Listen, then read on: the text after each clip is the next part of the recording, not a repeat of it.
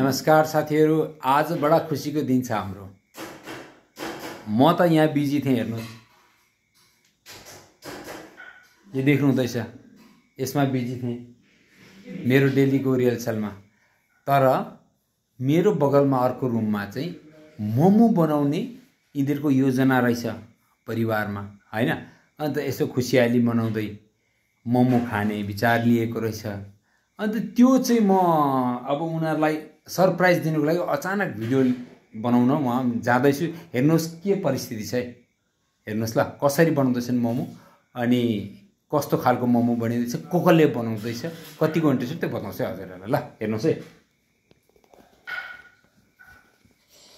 ल हेर्नुस्। अब म गएँ म यहाँ हेर्नुस् मोमोको मक्टु।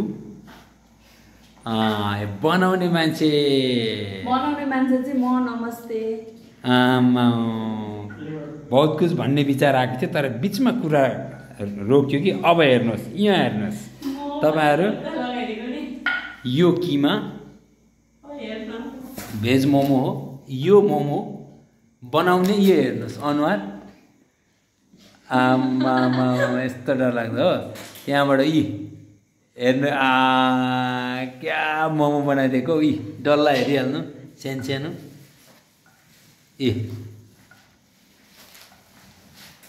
यसरी मोमो बनिँदैछ हजुर।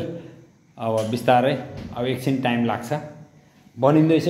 1 2 3 घान यहाँनिर लागेको छ। लु 3 मक्टु लाग्यो, मुनिबाट सुप हो, बढिया।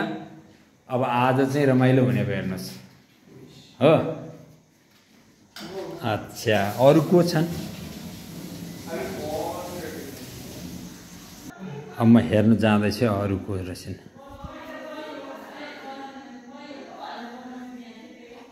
खै आमा यो भान्जीहरु के ओछ्यान लागेको यति छिटै? मोमो पो खानु छ त अब? हेर आमा लु अब मोमो खानुपर्छ ल। निन्द्रा लाग्यो? ए लागेको छैन कान्छी तँलाई? ए लु ठिक छ। अब मोमो पाक्दैछ।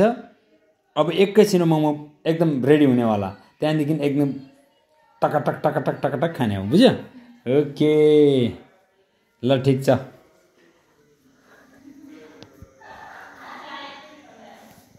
र हेर्नुस् कस्तो के लाग्छ तपाईहरुलाई त्यो मोमोमा? साँच्चै राम्रो बनिँदैछ, कस्तो छ स्वाद त हामी बताउँछौँ, तर कमेन्ट गरेर तपाईहरुले बताउने कि गुड या मतलब भेरी गुड या पुअर, तपाईहरुले भन्नुस् है ल। हुन्छ, बुझ्नु पनि कुराहरु। Bye bye.